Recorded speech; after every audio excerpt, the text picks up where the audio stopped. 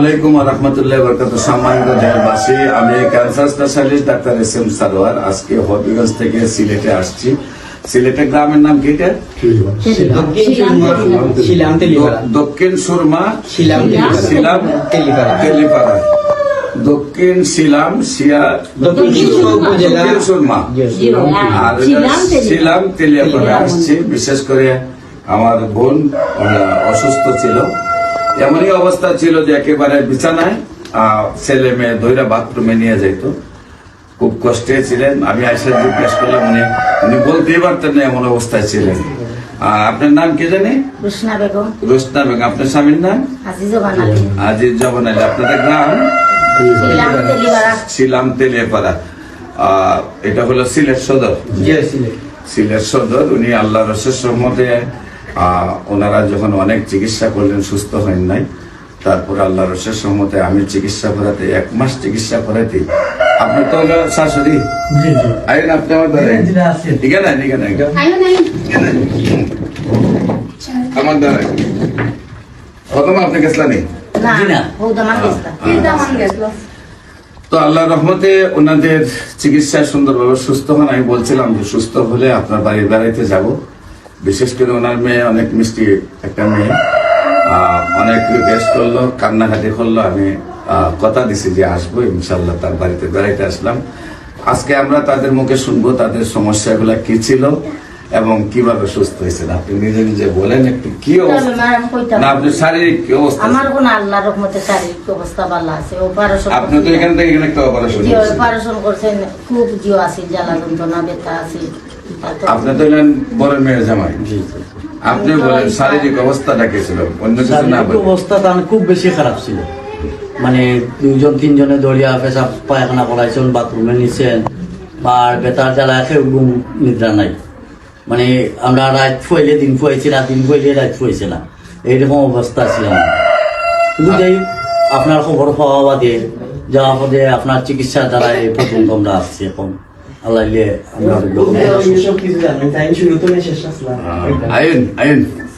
আপনি তো ছেলে না আপনার এই রান্না সব ছেলে হয়ে গেছে। বিশেষ করে ওনার ছোট দামান শারীরিক অবস্থা কেমন ছিল, কি অবস্থায় ছিল, কোথায় কোথায় চিকিৎসা করেছেন এবং কিভাবে সুস্থ হয়েছেন, ওনার মুখে আমরা একটু শুনি। আপনার নামটা বলুন। আমি মোহাম্মদ মাসুম মিয়া। আমি এবার নাম ময়নামি, আমার বাড়ি জগন্নাথপুর। আমি একজন শিক্ষক। আমরা আজ থেকে প্রায় 1.5 বছর আগে হবে, 1.5 বছর আগে হবে, আমার শাশুড়ি উনাকে নিয়ে আমরা সিলেটে, প্রথমে ওনার কাশি ছিল, সিলেটে আমরা অনেক ডাক্তার দেখিয়েছি।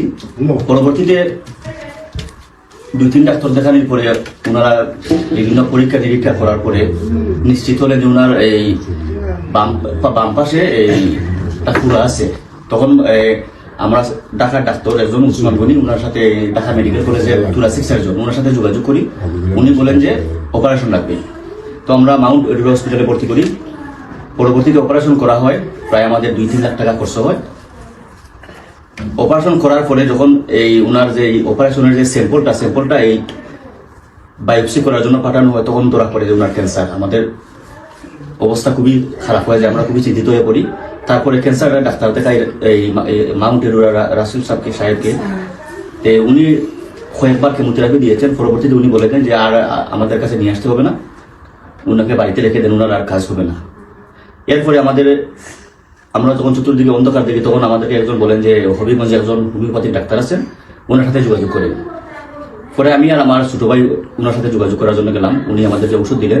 ওষুধ খাওয়ার পরে আস্তে আস্তে, মানে ওষুধ খাওয়ার 1 সপ্তাহ পরেই আমরা ওনার শরীরে অভাবনীয় উন্নতি লক্ষ্য করি।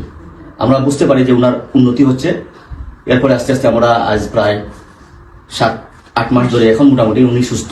মোটামুটি সুস্থ না, যে কেউ দেখলেই বলবে যে উনি আর আগে ওনার রোগ ছিল, এটা কেউ বিশ্বাস করবে না। এখন পুরা সুস্থ হয়ে গেলেন। এখন আপনাদের যারা এ ধরনের সমস্যা আছে, আর যদি আপনারা মনে করেন যে ওনার কাছে যাওয়ার দরকার, আপনারা যাবেন। উনি একজন ভালো ডাক্তার, উনি চিকিৎসা পারফেক্ট। আমরা গিয়েছি, আমরা চিকিৎসা করে তারপরে আমরা বলছি। বিশেষ করে আসলে ওই চিকিৎসা করতে আপনাদের যেভাবে লক্ষ লক্ষ টাকা গেছে, আমরা দেশবাসী একদিকে হলো যে সারা ওয়ার্ল্ডের ডাক্তাররা বলেন ক্যান্সার, কিডনি, থ্যালাসেমিয়া, এইডস রোগীগুলোর চিকিৎসা নেই এবং প্রতি মাসে কয়েক লক্ষ টাকা দরকার। কিন্তু আল্লাহর রসের সম্মতে আমরা 100 জন রোগীর চিকিৎসা করলে 100 জনই সুন্দরভাবে সুস্থ হচ্ছে। বিশেষ করে চিকিৎসাও খুব অল্প টাকা হয়ে যাচ্ছে। আর আপনাদের সবাইকে আমরা অনুরোধ জানাবো আমাদের চেম্বার ভিজিট করার জন্য। আর বিশেষ করে আপনারা ক্যান্সার গবেষক অধ্যক্ষ ডাক্তার এস.এম. সরোয়ার ইউটিউবে সার্চ করলে প্রায় 5,500-এর ঊর্ধ্বে ক্যান্সার, কিডনি, থ্যালাসেমিয়া, এইডস রোগের সাক্ষাৎকার পাবেন যারা সুন্দরভাবে সুস্থ হয়েছে। আমার বোনও যেভাবে সুন্দরভাবে সুস্থ হয়েছে, এরকম আপনারা যাদের সাক্ষাৎকার পাবেন তারা 15 বছর 20 বছর ধরে সাক্ষাৎ আর সুন্দরভাবে সুস্থ আছে। এবং উনিও আপনাদের কাছে দোয়া চাই দেশবাসীর কাছে যে উনি যেন আগে যেভাবে সবল ছিলেন তার চেয়ে যেন বেশি সুস্থ থাকেন, আপনারা দোয়া করবেন। সবাইকে ধন্যবাদ। বিশেষ করে যে কোনো প্রয়োজনে স্ক্রিনে দেওয়া নম্বরে যোগাযোগ করবেন। আসসালামু আলাইকুম।